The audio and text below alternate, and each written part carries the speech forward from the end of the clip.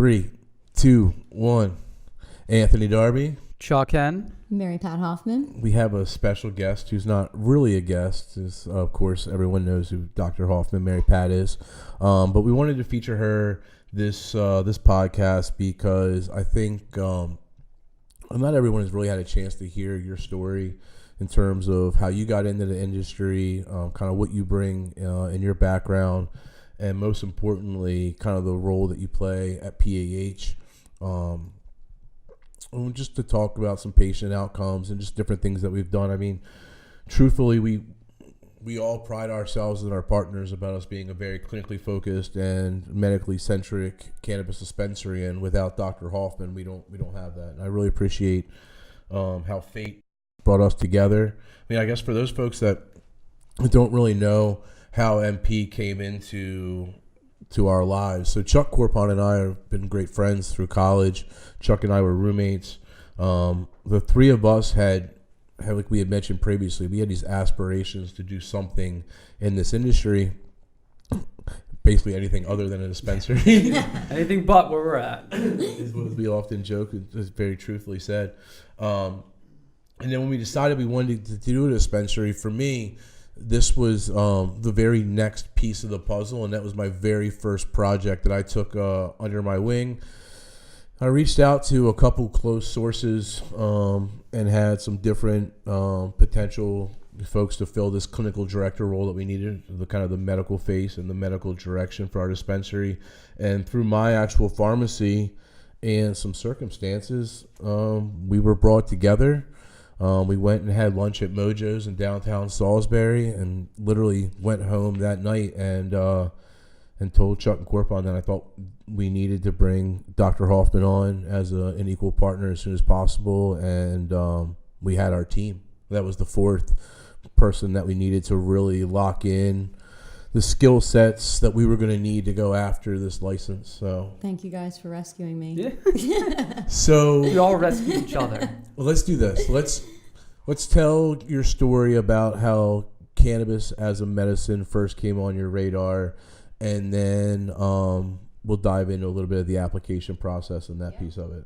So it was a while ago. It was probably 2003. I was working at a little pharmacy up in Bethany Beach, and super quiet in the off season, but those people really became like our family. And I was working one evening, and this guy was one of my regulars, came in, and his mom was diagnosed with cancer. He was her caretaker, and he leaned over the counter and looked all around and said, "I want my mom to smoke some pot, but she won't do it unless you say that it's okay." Well, I didn't know much about it then, and there wasn't the kind of information that's out there now. So I said, well, give me a couple days. I'll see what I can find out. And you knew his mom really well, right? Like I knew both of them very well. She wouldn't do it unless I told her it was that she'd be all right. And I knew the son very well, and he had a friend that grew it, so I knew where it was going to be coming from. And this wasn't like an average woman, right? Like this lady was like knitting. No, she was a sweetheart. I mean, she was very active in her community. Just one of those like little old ladies that everyone recognizes and knows and loves, and very active and always out doing something for someone somewhere. But she was little and frail, and it really took its toll on her, and she was just really sick. She didn't handle the treatment well. She didn't handle the side effects well. And, you know, her son just kind of figured, with as sick as she was, let's give this a try. So with that, I kind of gave them my blessing, and he rolled his mom a few joints, and she smoked them, and she came in a couple weeks later and just said, I can't believe this, but turn this around for me. She was sleeping, she was eating, her mood was better, she just didn't feel so gross and sick all the time. And I think that sometimes when patients like that can eat and sleep and get a little bit of strength, that's such a big deal for them. And so for me, I just thought, I have watched this woman over all these years, like in the pharmacy, take good care of herself. She ended up with cancer. Now she's in here spending a fortune on all this medication, all these antiemetics, all these things to help her feel better, and nothing worked. And she was distraught and sad and not doing well.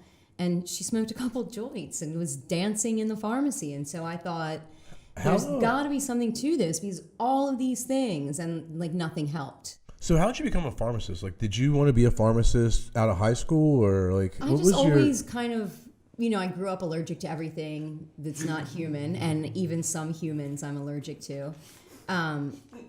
So for me, like, I used asthma medicine when I was younger. I took allergy medicine, and I just always thought it was pretty cool that you take something and it does some kind of magic in your body and you feel better. So I was interested in the study of pharmacy, but I didn't really like being a pharmacist. I think, like, you talk about working for the man.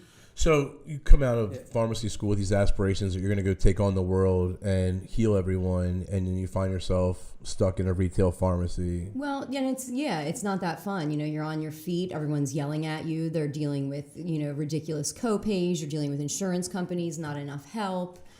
Was the insurance hell always hell? Like, from the day? When I first got out of school, I remember Celebrex was the first time I ever heard the words prior authorization. And I'm standing in a pharmacy, like a slow grocery store pharmacy, so I had no help. And I'm like, what the fuck is a prior authorization? I had never seen it before. What year is that, Like, you're going to age me, Darby. I'm trying to understand. I mean, Like, so how did it work before? I want to say it was 98. Because honestly, 99. I hear you. I just want to dive into a little bit. We talk a lot about cannabis, but like the pharmacy piece is something that, quite frankly, we do a pretty good job of mother effing all the time. I knew that it wasn't always like this, and I'm trying to better understand. So, like Chuck asked, so before prior authorizations, like, your doctor wrote the prescription and you your just insurance filled paid it for it. and you Your billed insurance it. just paid But for here's it, the right? thing. You weren't advertising at NASCAR races, and you weren't sponsoring Super Bowl halftime shows. So drugs did not need to be $2,000 for 1 month. That's what kind of started this whole shit show. Is back in the day, drugs were moderately priced despite all the R&D that somehow costs us a fortune today. What we pay for today is direct-to-consumer advertising. We pay for all these lawsuits. We pay to put patches on NASCAR racing, on NASCAR jackets. We pay to sponsor. I mean, does Viagra need to, like, sponsor a halftime show? Does Lipitor? No. Like, let's save that money and let's pass that on to patients. But instead, someone's paying for that. It's So not is their that CEOs. why all these things take so long to go through the insurance channels, and they're Well, so yeah, because convoluted, honestly, like, and if you you're just an can't- insurance company and someone's like, here's an anti-inflammatory, we're going to ask your insurance company for $800 a month. Ibuprofen. When we used to give them ibuprofen for Ibuprofen $6, like, why would the insurance be like, all right? So that's what started this whole thing. And then insurance did not want to. I mean, I've been a pharmacist since 1997. I can't afford my asthma medication. Like, it's nuts. And, we have drug reps that make a fortune. We have drug company CEOs that make a fortune. And we have millions of patients that can't afford their medicine. It's so crazy to me, like, and like, as someone, we have Peninsula Holistics, which is our CBD business, and like, as someone that now understands the dredges of how expensive it is to sell direct to consumer, I totally understand what Mary Pat is saying in terms of, like, before, all they were worrying about was educating physicians about this new drug that was out there, instead of $1 million sponsorship to Dale Earnhardt Jr. on the 13 car. Like, that's, all those things add up tremendously. And when you're going out and you think about your consumption, I don't watch a lot of TV anymore, thank God. But when I did, I remember all the damn drug commercials, one after another, and like, they're comical. It's like, and they're 2 minutes long because you have a minute of side effects. That's like while someone's like having a picnic the on a micro boat. machine guys like rating them off, and then it's like a couple like dancing on a mountain somewhere for some drug that's for like stop exercising, just take 10 of these a day. Reduce your cholesterol. And you'll be picnicking with your granddaughter and the this next day. permanent smile on your face. And like, for us, I was just actually, we had some practitioners come through today, and we were discussing the differences between like traditional pharmacy and cannabis, and they were saying, how does big pharma play a role in what you guys are trying to do? And I don't know if people understand, but one of the biggest issues that we face is not so much the suppression of the medicine, but it's the research of it. When these large pharmaceutical companies are making donations to the University of Maryland in the millions of dollars, and we want to do a $200,000 sleep research project for cannabis, there's zero chance that they're ever going to accept that. I mean, we saw University of Baltimore who has a fairly strong pharmacy school, right? And we see that they're going to go out and try to do a clinically focused kind of dispensary technician, I think I don't know what they were calling it. It was something of that role, basically a dispensary agent training certification. And I see the article in the Baltimore Sun on like a Monday, and then like by like the second, third Wednesday, the article in the Baltimore Sun says University of Baltimore ceases to launch pilot program. And like, that article comes out and phone calls are made to deans of schools and pressure. I mean, like our good friends at Wu-Tang said, cash rules everything around me. And when I look at it, it's truthful. I mean, and one of the most, I think one of the largest catalysts to the cannabis growth right now is the fact that institutional investing is beginning to happen. Yeah. Big tobacco, big alcohol, they're coming in and flexing their weight. Walgreens. If you didn't see them, they basically said we can either beat them or join them, and they can't beat us, so they're joining us. But it's just interesting, to see those conglomerates, those just massive behemoths of institutions now coming in and trying to validate something that they've fought so hard to suppress. And I think when I see it also as like people, I mean, we see it all the time and everybody hears it all the time. People are trying to be healthier and more conscious, and like naturally they progress away from that kind of, and they're fed up with insurance companies and high premiums. And like, there's a bunch of factors that are just driving this, switch, I guess you could say. You talk about the advertising piece a lot. I don't know that necessarily consumer advertising for pharmaceuticals gets as much attention as it should. It's a terrible idea. It is a terrible idea. But were you about 15 years into it now? 20 years?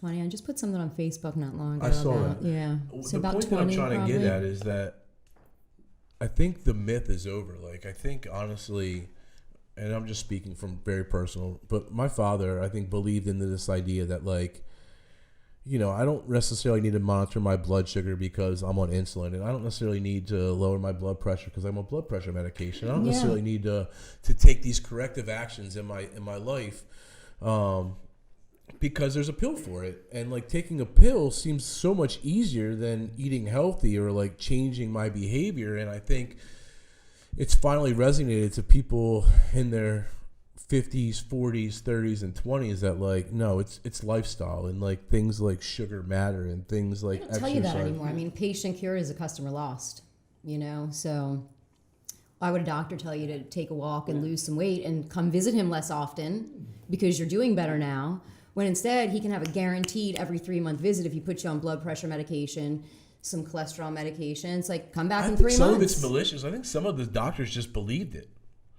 Like the opioid stuff. I think there's doctors that were taking money in from the pharmaceutical companies, and they were as malicious and as foul as possible. I think there was a lot of doctors, as someone who's started to talk to doctors now, they're like robots. They're trained. I mean, they're but very institutionalized. It's negligence on their part. If you've got some, blonde girl that used to have her sales record in Ulta makeup, who's now working for a drug company because she's got a great sales record, do you take your trusted professional information from her?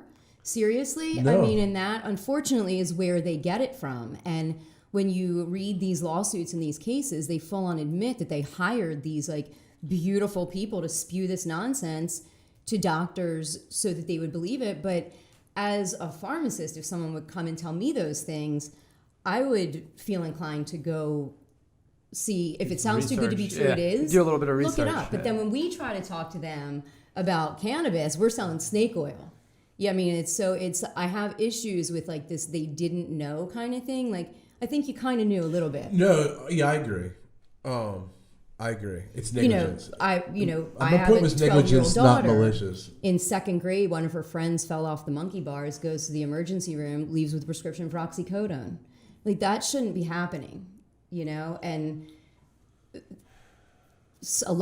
there are parents out there that, as a pharmacist, I saw moms that would show up with sick kids day after day after day, a stubbed toe, an ingrown toenail, a dental problem, this, that. Like, when you start putting it out there that you're okay with giving medications like that to kids, the seekers come out of the woodwork.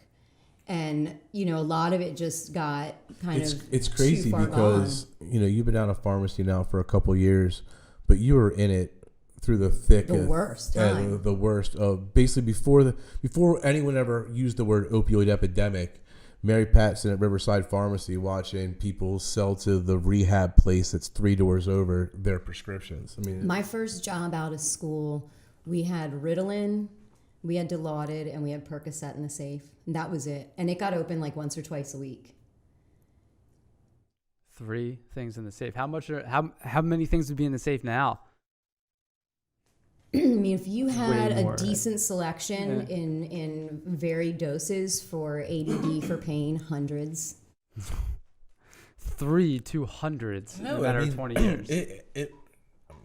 Time flies right now. I mean, that's not to say that that's all that was available. It's just that it wasn't Controlled used like often. and used, and you know, if you had your wisdom teeth out, they'd give you 4 Percocet and then Advil. Or if you were really in that much pain, you'd be in a better setting to control pain. It's not like they're gonna. That was the big myth, right? Is the fact that opioids can be used more appropriately for long-term pain. I mean, that's the biggest lie ever told with the precedent of a lot of these lawsuits. Yep. Is that Purdue Safe and Pharma effective for long term. Yeah, these folks, they really manipulated the FDA's approval for safe and effective for long-term use.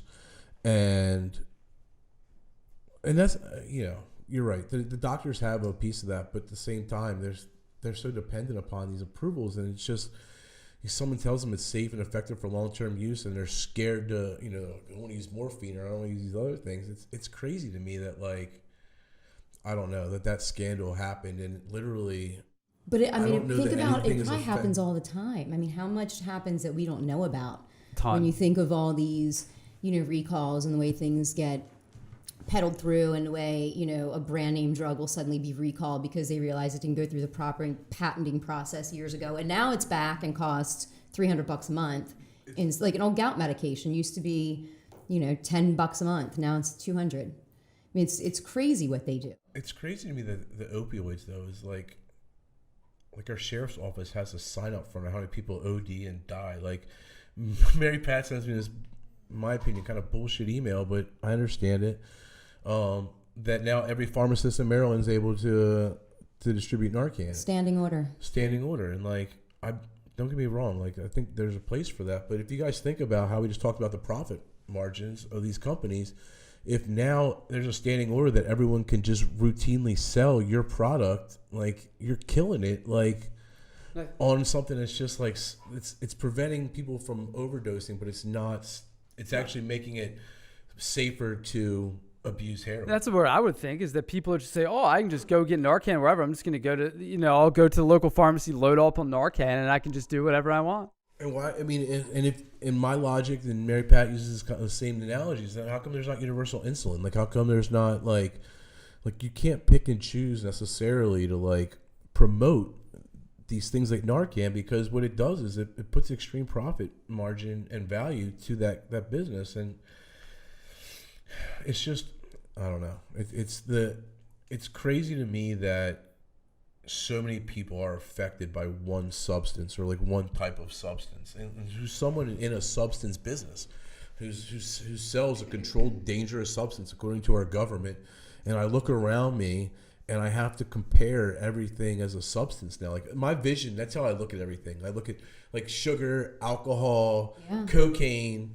meth, mushrooms. Like, everything is just a substance to me. And like, depending on how you use that substance depends on how dangerous that substance really is. I mean, if we're going to look at some of the anecdotal research that's coming from really progressive places out west in terms of utilizing mushrooms for alcoholism and things like that, then you have to give some value that every substance should have some applicable value, and every substance probably doesn't have an applicable value. I mean, I'm sure there's a lot of people that were in very serious car accidents that if it wasn't for an opioid to really take care of that pain for that short period of acute time of 3 days For sure. before they went Exactly. on, they would have told you the story of how they had the most excruciating pain for the first 72 hours after their They're back surgery. And they have their place, but the problem is that when you are not told and warned about the addiction potential and something is labeled 1 to 2 every 4 to 6 hours is needed, your first instinct is I'm going to take 2 every 4 hours. And that is, your body probably doesn't need that. Try 1 every 6. And I think as soon as you feel that pain, you run right back to it. And it just continues. And it's sad that it was funneled into our society through the FDA by drug companies. Like the biggest healthcare is a business and an industry. It's not really healthcare anymore. And it's sad because I think you look at people honestly like us, like who don't have health insurance through an employer, and like we really get jacked. I've spent my life in pharmacy and can't afford my inhalers, you know, and there's how many people out there that pay nothing for health insurance, and controlling costs is all such a big part of what would help this out. I've only been like this like parent of 30 something for a couple of years now, but like I just don't remember the conversations around health insurance being so topical 10 or 15 years ago. I don't remember families struggling to pay a premium, and then that didn't even cover an office visit. Like they're all like new. And I truly think that healthcare is evolving and is changing as we speak. If you don't recognize it, I think there's a momentum now that in 15 or 20 years, the way that we pay premiums, the way that we utilize doctors, the preventative medicines that we would start utilizing instead of just trying to have a broken fix mentality, I think it's going to have to, because it's not affordable to be, I think as I talk through this, it's almost like they've made it unaffordable to be unhealthy anymore. Yeah. It's a good way to look at it. Like it used to be like there's still a great piece of population that have subsidized medicine. I'm not talking about that, but if you think about just the average person like myself, like, because health insurance is not something that I have right now, like I'm very in tune to how I'm eating, and like I'm paying attention to a lot more things around my health. And being a parent brings a lot of that awareness as well. But it's just, I think, as it becomes more expensive to see a professional, as people, no one wants to go to the before there was 10 years ago you broke your pinky, I'm just going to the hospital. Now you get a bill. Wait it out, girl. Wait it out. Now you get a out. bill $1,500. Right. You know what? We're gonna wrap this, and we're gonna go to urgent care and get us a $200 bill instead of one of them fancy $1,500. Put some CBD on. It'll be fine. Yeah, exactly. Just sprinkle some. Yeah, that's what I tell my girls all the time. You come to my world. That's the way I've always operated. Myself. My daughter got sick. It was 6:30 at night. Doctor's office closed. Go to urgent care. This is my first option because I know it's going to be less expensive than the hospital. And like, she wasn't dying. She didn't need to go to a trauma or emergency room. And that's what my daughter just had to get stitches above her eye, right to in and out. PM pediatrics, no hospital needed, just easier. I think we're gonna see more of these like a la carte style medicines. I think physicians, as insurance and as things become harder to navigate, I don't know. I just think we're going to be closer. I think we've gotten away from our physicians. We've gotten away from our doctors. And I think there's, in the future, just by the nature of things, or maybe just there'll just be options that have this like homeopathic route that I now believe in. And maybe it'll just be a segment that just traditional medicine stays the same, but a segment of the population just starts migrating more towards like alternative medicines and homeopathic medicines. And don't get me wrong. Vaccine our kids. I give my kids all the farm. It's not like, we have a lot of patients that because of pharmaceuticals and cannabis are living their best life, right? Definitely. So it's not like this. I'm not here to motherfuck all pharmaceuticals, but it's such a broken system. And like, as someone who's, I constantly compare what we do to operating like a cannabis pharmacy. And I see how real pharmacies operate. And I see how real insurance companies operate. And I see, this is a great topic to go on for a few seconds. Everyone out there says, man, can't wait till insurance companies start paying for cannabis, right? Well, you have a jaded Dr. Hoffman here who's knows what happens when insurance companies get involved in something, and it becomes capping. They would cap THC limits, or they would cap a quantity, they would cap dose, they would cap strains. And this industry is so new. How can you cap a dose on someone when you think of some of our patients and how much they're using for some of their more severe conditions? What right does an insurance company have to say, well, you can't use that much? Yeah. If they would contribute to it would be fine, but I think that any direct involvement would just be. I think eventually, kind of ugly. I think if federal regulations, like HSA it. If like a federal regulation, that would be sweet. Yeah. Because you think of our friend up in Delaware who is sick. Yeah. And has mounting crazy bills on her own despite her insurance. Then trying to supplement with cannabis to really just kind of help her keep it all together and feel better. That's all out of pocket, all of it. So on top of these, gosh, God love her, probably hundreds of thousands of dollars of medical bills, she's trying to do this too. I think somewhere there's a Corpon like guy sitting at Aetna right now saying, all right, Purdue Pharma wants $17.35 for their dose of, post-surgery opiate, and we can pay $15 for a gram. That's a cost savings of $3.53. And they're less likely to need counseling services and all this other shit after on the back end. Or we could Epidiolex XM for $32,000 a year. Yeah, I mean, there's that piece of it. And back to Big Pharma. So, for those folks unfamiliar, the 13 people that listened to our hemp episode, obviously not as compelling as weed. We didn't break the internet on that one. We talked a little bit about the FDA approving GW Pharmaceuticals, Epidiolex, and if we were to if a patient came to us seeking a similar style treatment, I don't know, even at the highest, if they were using a lot of CBD, maybe $300 a month at the highest. I think I'm not sure what those doses were based on, but it's an isolate as well. It's not even full spectrum. Oh, it's not full spectrum. That's the best thing. Best part about it for us from a regulatory standpoint and a patent standpoint. Long story short, it's $2,400 a month, correct? We have a mom who's trying to get it for her daughter, and I don't know if she's gotten the approval, but I told her, I said, if not, don't worry about it, because we can recreate that here without insurance involvement. And the point I'm trying to make here is that basically you're looking at about 8 times the cost of a traditional regimen within our dispensary is what happens when Big Pharma tries to bring the same exact regimen to the people. I mean, that's the big concern with the FDA. Like, everyone's, FDA should just deschedule. Well, let's be careful with what path the FDA takes with cannabis, because if you get the wrong players in there, and you can assure that Big Pharma already has the interest of the FDA in hand, you might not like the outcome that you get. Could screw all of us. Yeah. So these things are all very. It's like we're in murky water, and you really can't tell which way is best at this point as these things kind of develop. So, so that's that. So I can convince you. I convinced you to join our team. Tell everyone what your experience was like during the application process.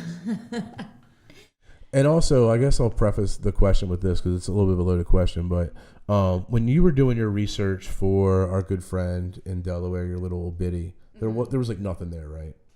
I mean, this was the internet wasn't what it was. You figure it was like 2003, so you could search for things, but like I don't even know that Were you asking Jeeves? And I probably was like, from a dial-up I don't even think I browser. used the word cannabis. You know what I mean? Cannabis is new in this whole thing to us. Like, I feel like there wasn't as much out there, and it was more anecdotal stuff.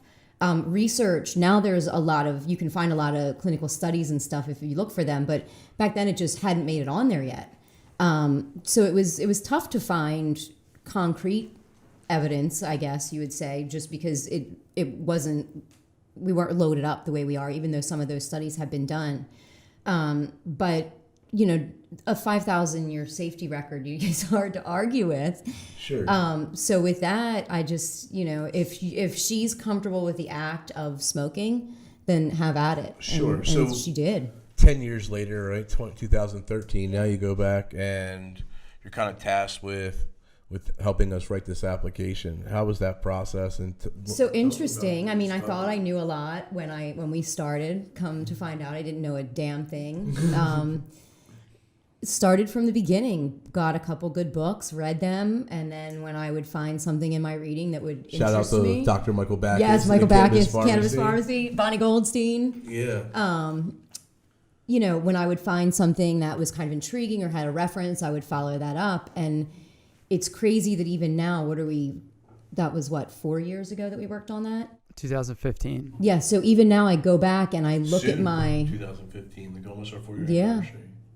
Look at that initial way that I answer those application questions and just like my notes and my research, so elementary. Like there's so much out there, even now compared to just 4 years ago. I think one of the questions was, discuss cannabinoid, how a clinical director will educate on cannabinoids and terpenes, and I just kind of listed them, and we'll talk about that. I'll make sure that we learn all about them. But all 6 of the ones. Yes, that down, right? I mean terpenes. I seriously, in that first training guide, I think there were 6 terpenes listed with I think I said linalool, lavender, relaxing, and now linalool's a page. So it's just wild, the stuff that's out there, and it's crazy to me that so many of my colleagues that are in pharmacy and doctors and nurses and the whole healthcare field acts like this whole entire field doesn't even exist. And it's one thing when it was back in the day and you were just, people were smoking weed and saying, oh, this helps this or that. But we have evidence now, and we have research, we have lab-based research, we have scientific research, we have anecdotal evidence, we've got doctors following patients, and we know about the endocannabinoid system and CB1 and CB2 receptors and GPR receptors and TRPV receptors. So when you know that all these things exist and you are in healthcare, learn about it. I mean, how can you kind of accuse us of selling our snake oil when our snake oil is backed by concrete scientific evidence and research? And even if you don't agree with it specifically, your patients there. very well might, and they're Right. going to have to know how it interacts with the other stuff that you're prescribing them and how it fits into their healthcare regimen. Right? So if nothing else, just honor their choice that they've made as a patient, because I think it's hard to argue. Our patients have seen some super great things from their cannabis therapy. I mean, reached some milestones. When I presented at the Cannabis Science Conference, I went over a couple of our patients and just how far they've come. One guy, 68-year-old, started, he was chronic pain, anxiety, depression, insomnia, was taking 20 tablets a day for over 25 years. He doesn't take anything now at all. I mean, he uses different mixes. But he was your patient. He was a patient at the pharmacy. That's super important. So I followed him for a long time and just seen a total change around in him. So real quick, the Cannabis Science Conference is a national conference that for the very first time, Josh Crosney puts it on, came to Baltimore. There was only a very few select folks from Maryland that were picked to speak. Dr. Hoffman was one of them. And your presentation was titled Same Patients, New Outcomes? Or Same Patients, Same Problems, New Options, New Outcomes. And the premise was some of these patients have literally been patients of Dr. Hoffman's for 20 years, but only with cannabis patients the last year, and 19 years of masking and addressing some issues versus literally fixing them. Right? Helping your body just rebalance itself, right? This gentleman at 68, he's super active. I see him in the gym every time that I'm there. It's amazing to me that he was living that life in the shape he was in, right? In the shape that he was in. Yeah. And now that I see him, he's so energized. He's a professional. He's done a lot of testimony. He's very proud of his success, and it's really amazing. And then we had a couple other patients too, right? So we had an MS patient. Was able to get off of bladder control medication, her Neurontin, some muscle relaxers, anxiety medication. Just taking a patch now. Yeah. She's literally just cutting a patch up, and that's like it's a. And I think she might be on some 1-to-1s. The patch is like the biggest piece of relief for her. Literally just a patch that she cuts in half and places, and it's basically a slow release. She uses THC indica, I think, correct? Yeah, she is a indica dominant patch, and she likes the CBN patch as well. 2-to-1 troches. So it's, and then the last is was a patient that was really close to our dispensary. Actually lost. This was a gal who is 30-something years old with a mentality of an 11 or 12-year-old. She was given a vaccine, right? When she was like when 7 she months. was 7 months old, spiked a crazy fever, and basically is now mentally impacted for the rest of her life in a way that she's 30 and kind of lives her life as an 11 or 12-year-old. Her mom came to us really at the end of her rope. The daughter basically was suffering from bouts of aggression, seizures. She's one of our first patients. She was one of our very first patients. And then subsequently, the mother passed away, and we were kind of in charge of helping this patient continue on her therapy, and to much avail. Actually, her dad just texted me this morning. Nice. This patient literally was having 3 to 4 seizures a week, and then when she, before and after seizures, would have these crazy bouts of aggression. And she was able to, through taking a 1-to-1 pill 3 times a day with some additional therapies for kind of breakthrough issues, go to 1 to 2 seizures a month. I mean, just a complete change in lifestyle. And something that people don't always think about in this particular case was the caregivers of this patient were so taxed trying to take care of a large 32-year-old woman who is acting like a child in most cases, and then having seizures and things like that. To reduce that burden on the caregivers was incredibly important in this particular situation. And the caregivers were non-believers of cannabis as a therapy tool for this particular lady, and now are actually patients in our dispensary. Well, when you look at it, so many of these cannabis superheroes are moms. Are moms who cared for their own children and just figured that they have to change laws. I mean, look at Janie and Riley, look at Gail. We've got so many heroes in this industry that started out as an advocating mom. So after we got approved, I want them to hear the story of the pharmacy magazine coming out the day after Christmas. And then I also want to hear what the reaction from some of your peers were. Because I know not everyone was negative, but not everyone was positive either, right? Yeah, so I was contacted by someone after the licenses were released that they just wanted to talk to a Maryland licensee. So I did an interview with her for Marijuana Times, and she said, I'll let you read it before it comes out. I'm gonna hold it. I know holiday season, so I'm gonna interview you now and just kind of put it on the back burner. So I was sitting there on the couch late. Was it Christmas or the day after Christmas? It was December 26th. I'm positive. Late at night, and I want to say it was like 11 o'clock, and I get on Facebook, and there I am tagged in a post. And at this point, no one knew what I was doing. Everything had been undercover. I mean, to write an application, there's really, as we were smart to do, no reason to go on a public grandstand tour and tell everybody that you're trying to apply or even that you just have a license. Most of the folks that did the most boisterous and loud promotion of themselves before the application, they did not get licenses, and they look kind of silly.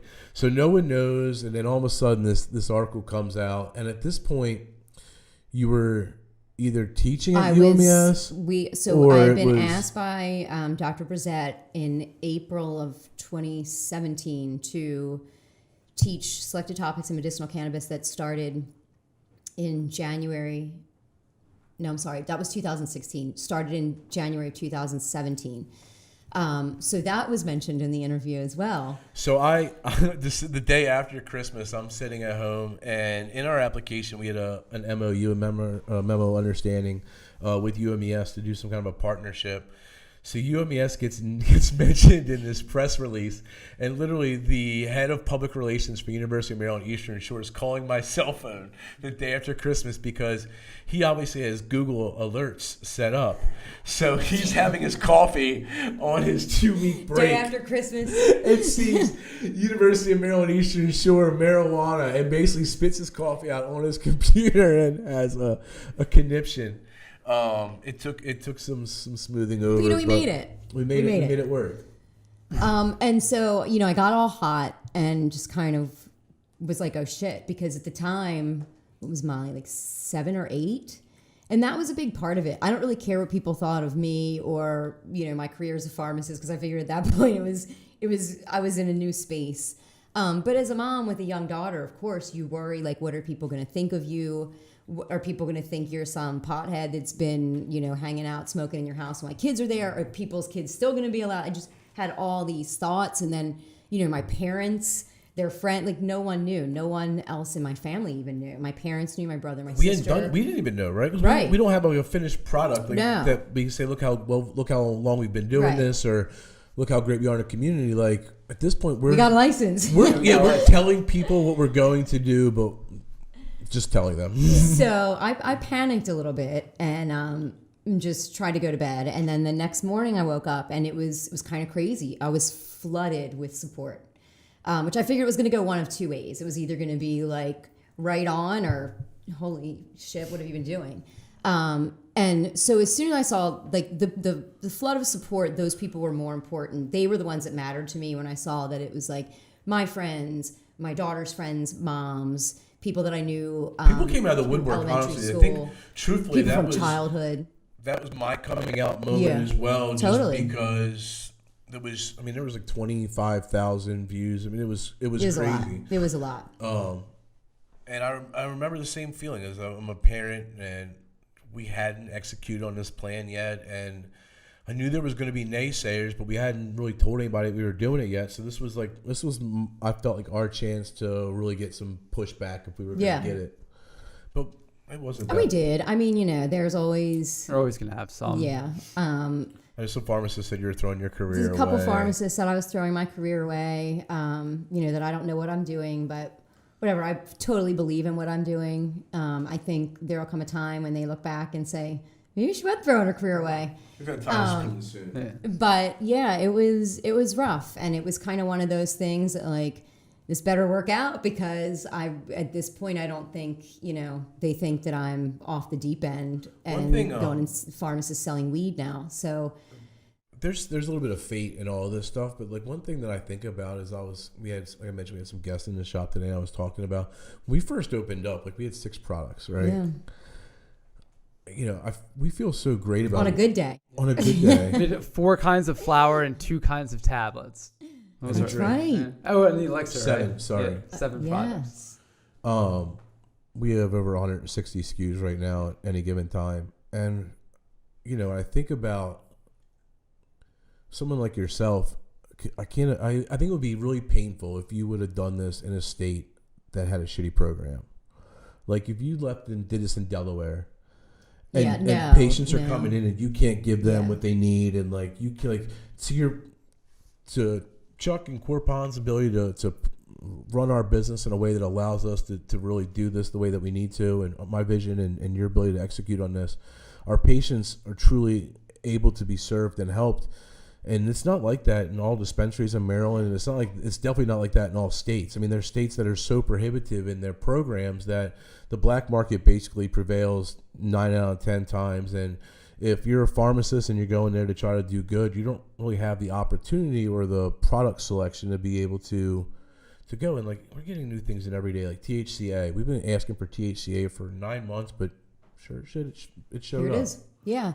And I think, that's why I try to invite, I've had a pharmacist friend come through. We've had a lot of healthcare professionals come through. And I like when they come visit, because I think once they get over the initial shock of like, well, it smells like weed in here, and see the jars, and you take them to the medical products, I think it's shocking for these people who have such I don't even know what their vision of what we do would be, but not, It's like not that very meme. clear. What do I do? I think people just don't know. They have no I remember like idea. when I walked in the first time in Colorado or something, you just have no idea what to expect, and you kind of open the doors up and allow people to see it. I remember, my first dispensary experience in Colorado was really, really weird. Like, the very first thing is I'm picturing like a cop to just like jump out, like, Yes. call another Yeah. one. And then like you get in there, and like for me, like as a law-abiding citizen, except for smoking weed, like it's always been this like caveat, because like I've always been very supportive of Leo. Like I've always just felt like an outcast because I smoke weed, and now I'm going to have this like legal experience, and I never been offered more than one kind of weed, right? Like, Never had to pick. there's jars everywhere. Back a little Here bit. you go. And like I had an edible, and so the edibles weren't mind-boggling to me, but I never saw a drink. Yeah. Like the drink, just like I remember being you like, just drink it? Yeah. for real? Like, yeah, awesome.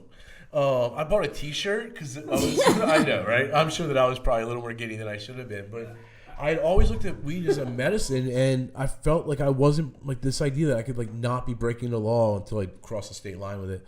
I think that's huge for our patients, though. I mean, I think, and Yeah, it is. I tell people all the time that I think that is such an empowering decision.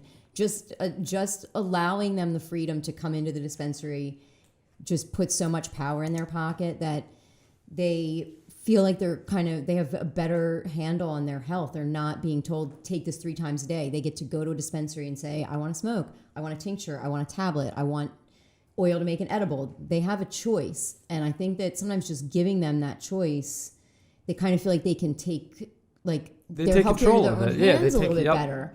And they kind of almost want to do it because like, I'm going to show that damn doctor that I'm, it becomes like a challenge.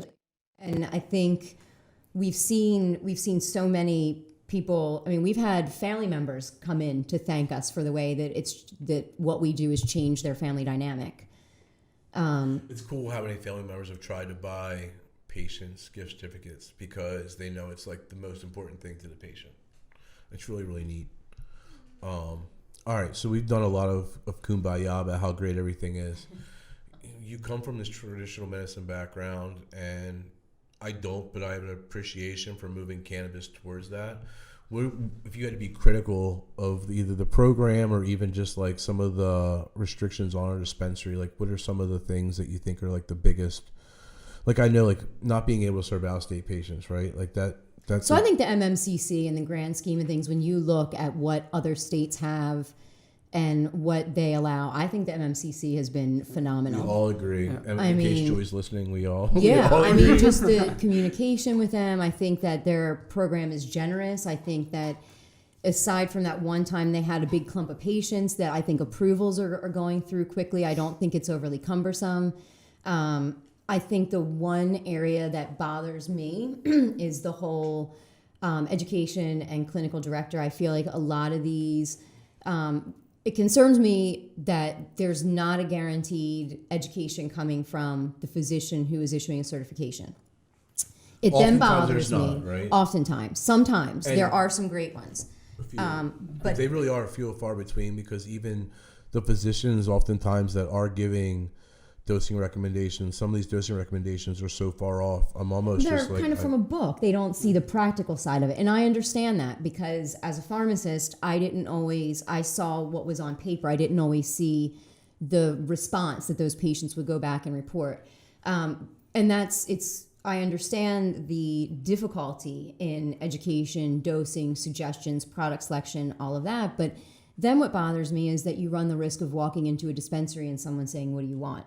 Because we know that that's happened. And if you're a mom caring for your child or caring for an elderly parent or just don't know anything about this, if you're an older lady with tender's got on a fibromyalgia, tie-dye shirt. He's called a bud tender, and he's like, "Hey man, how you doing? what do you want Instead of- today? Hey, what do you want? I have no idea. I don't know. What brings And- you in? Question Right. I get sometimes when I Sometimes some I went to other one spots. dispensary, they just stared at me. Or you can go push buttons on this thing on the wall that'll tell you what you should be buying and then come to us and order it. And that bothers me, because I think there are some patients out there that really need some help and guidance. And we've all seen it. If you use something that's not compatible with what you're trying to address, it's not going to be a pleasant experience.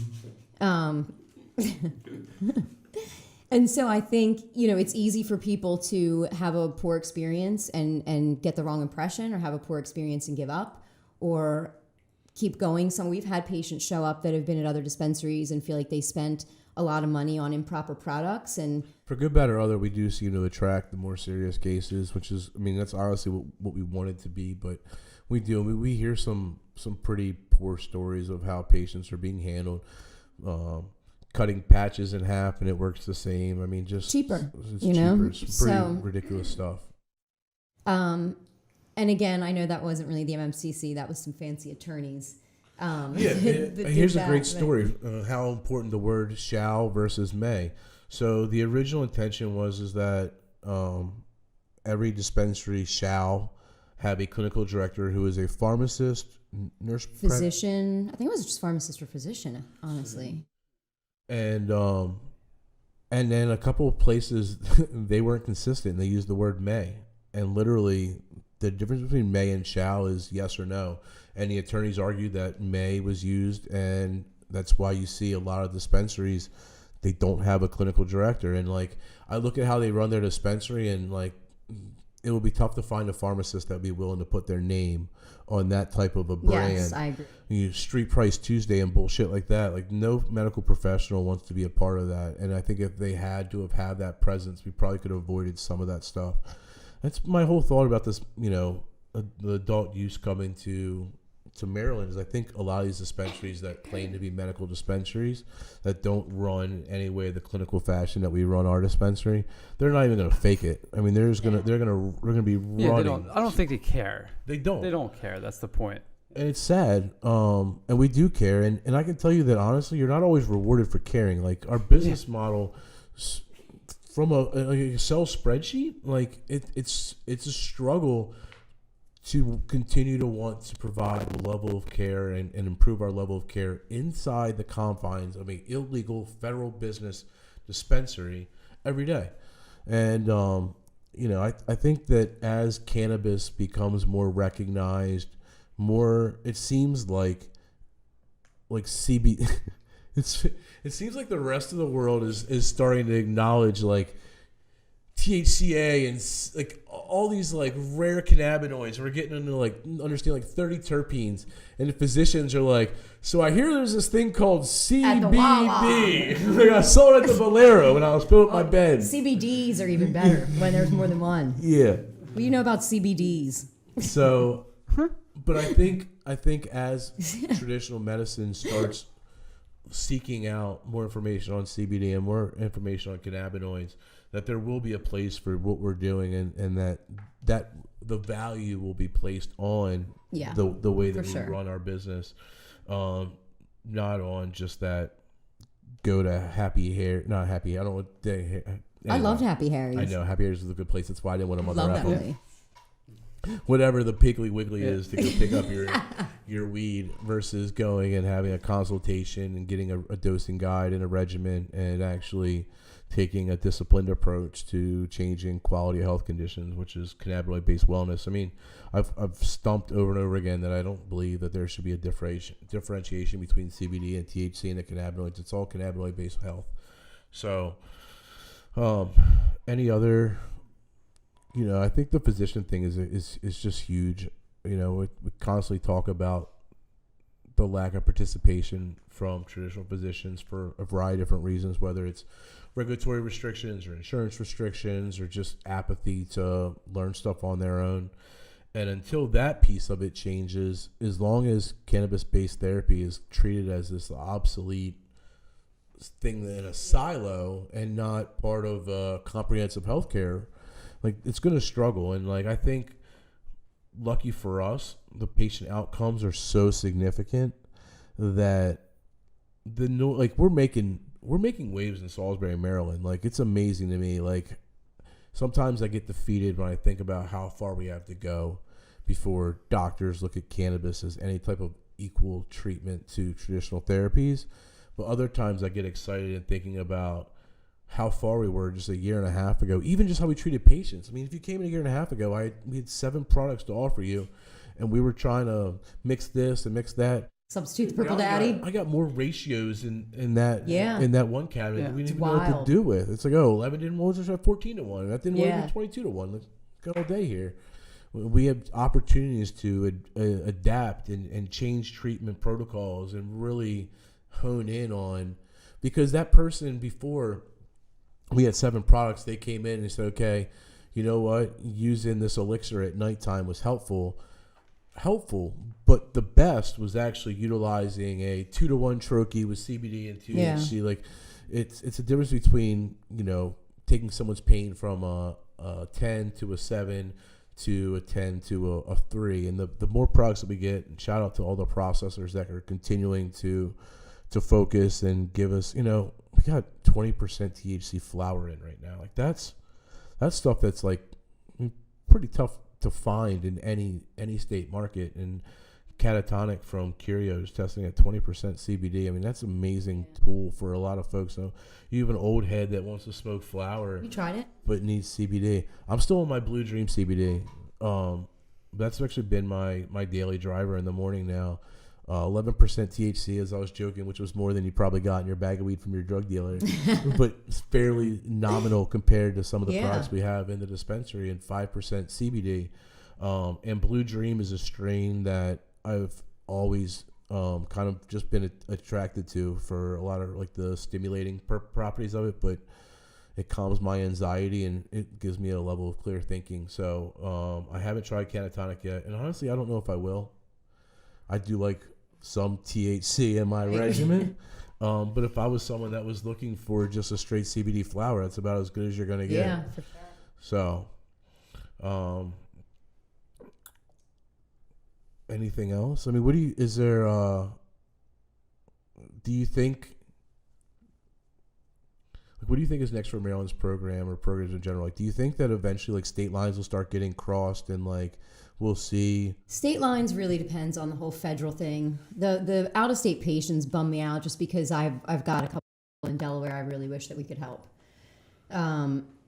And I get it, and I understand that federal law is a federal law, but I also feel like when it's people's lives and health, shit. And, I mean, we have a couple of friends in Delaware, and they post their pictures of coming back from chemo, and then they post that they went to the dispensary, and the dispensary didn't have a single strain of indica. And I'm looking at my board, and I got 13, and I'm just like, I just don't do anything for anyone listening, but it's sad. The heartstrings, and like. And I think also just geographically for some people, I mean, you think about how close to Delaware we are. We're the regional medical center. We're a lot closer than, if you live in Delmar, it's so much easier for you to come to us than to have to go to Lewis, or I don't even know where the other ones are.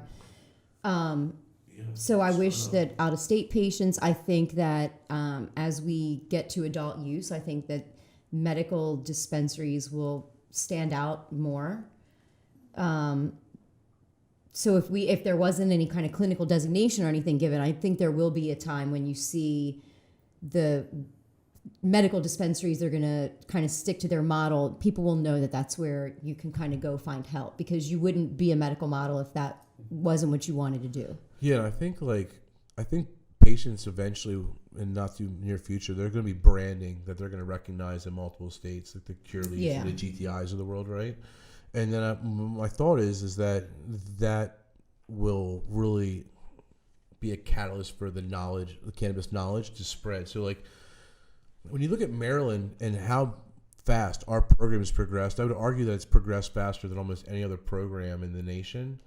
I would assume that West Virginia isn't completely different, and some of these like Arkansas and these new programs, because the infrastructure's already in place and they've done it before. It's becoming less and less nuancey and more kind of cut and dry. So, and like if you're the breast cancer expert in California, then it's likely more and more easy for you to be able to teleconsultations in Maryland now and West Virginia and these other states. And like that's my vision, is that you will get these verticalized expertise within cannabis to say, I'm not a cannabis expert, but I'm a cannabis autism mom expert, or I'm a cannabis cancer expert. Very likely not, but these different types of specialties that will be the kind of the route that folks will. Definitely. I mean, there are people, if we have someone who needs help with pediatric seizure disorders or autism disorders, we know who we can shout out to for I think that'll some be improved needed guidance. much more too. Like, yeah, I think people will be less likely to just want It's to. gonna, and it's a demand. I think people are gonna demand it eventually, right? Patients that we see now, they're gonna demand that from professionals, and there's gonna be this class of professionals who's gonna marry their previous professional experiences with this newfound, just like you did, MP. I mean, cannabis nurses are huge. Yep. Yeah, for sure. I mean, Laura, who works with us at Peninsula Holistics in our CBD brand. I mean, I was so excited to have her on board because you take someone who's got a strong nursing background and a really fundamental understanding of how cannabinoid-based medicine works, and they are a tool. I mean, they can really impact. Nurses are amazing. Like, shout out to nurses. Like, it's amazing how much they're the glue that makes kind of different pieces of the healthcare world work. Yeah. But when we talk to them, my personal experiencing of it, like when I was in the hospital with the baby, and the nurses found out that I was doing, that I have the dispensary.